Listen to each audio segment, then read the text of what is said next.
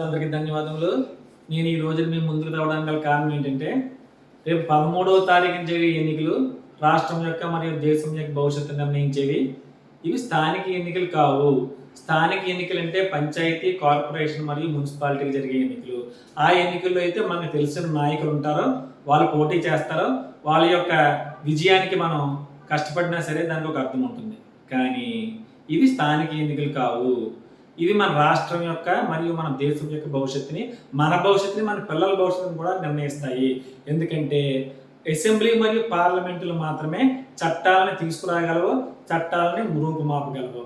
కాబట్టి ఏ నాయకుడు వస్తే మన జీవన ప్రమాణాలు పెరుగుతాయో, ఏ నాయకుడు వస్తే మన విద్యారంగం అభివృద్ధి చెందుతుందో, ఏ నాయకుడు వస్తే వైద్య రంగం అభివృద్ధి చెందుతుందో, వైద్య సౌకర్యాలు అందరికీ అందుతాయో, ఏ నాయకుడు వస్తే నిత్యావసర వస్తువుల ధరలు తగ్గుతాయో, ఏ నాయకుడు వస్తే రోడ్లు బాగుపడతాయో, రవాణా వ్యవస్థ బాగుపడుతుందో, ఏ నాయకుడు వస్తే ఉద్యోగాలు వస్తాయో, ఏ నాయకుడు వస్తే సంక్షేమ పథకాలు అందుతాయో, ఏ నాయకుడు వస్తే పెట్రోల్, డీజిల్ మరియు గ్యాస్ ధరలు తగ్గుతాయో, ఏ నాయకుడు వస్తే కరెంటు బిల్లు మనకు తగ్గుతుందో, ఏ నాయకుడు వస్తే మద్యపానం, గంజాయి వంటి డ్రగ్స్ మన సమాజానికి దూరంగా ఉంచుతాడో, ఏ నాయకుడు వస్తే ప్రభుత్వ ఉద్యోగుల్ని, ప్రభుత్వ యంత్రాంగాన్ని ప్రజల యొక్క అవసరాలు తీర్చడానికి సమర్థవంతంగా పనిచేయించగలడో, ఏ నాయకుడు వస్తే రాష్ట్రానికి ఒక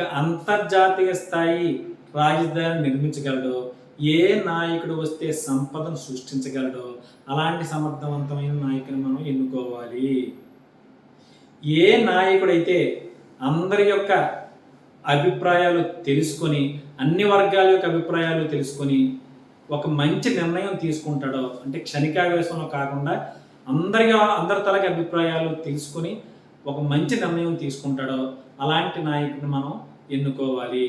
ఏ నాయకుడైతే తన స్వప్రయోజనాలు చూసుకోకుండా, తన వ్యాపార సామ్రాజ్యాన్ని చూసుకోకుండా, రాష్ట్రంలో వ్యాపారం చేసుకోకుండా, ప్రజల యొక్క సంక్షేమం మరియు ప్రజల యొక్క అభివృద్ధిని మాత్రమే చూసుకునే నాయకుడిని ఎన్నుకోవాలి.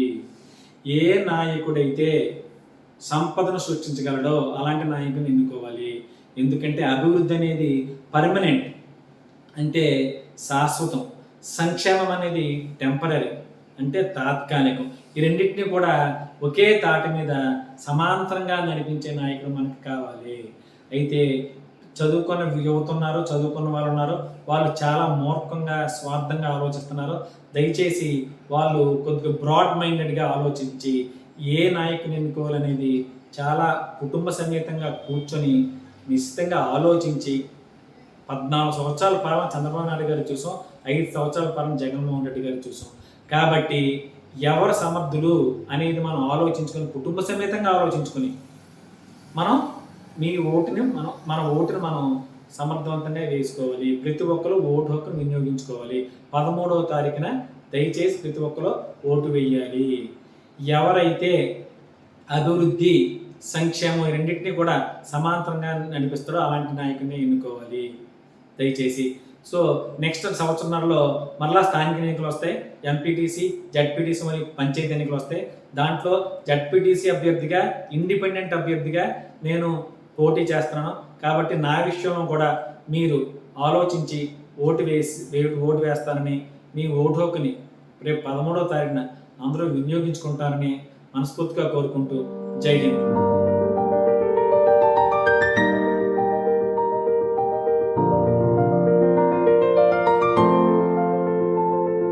చూసారు కదండి. మరి ఈ వీడియో కనుక మీకు నచ్చినట్లయితే ఒక లైక్ కొట్టేసి మీ అభిప్రాయాన్ని కూడా కామెంట్ బాక్స్లో తెలియజేస్తూ ఇలాంటి ఇంట్రెస్టింగ్ అప్డేట్స్ కోసం మా ఛానల్ని సబ్స్క్రైబ్ చేసుకోండి.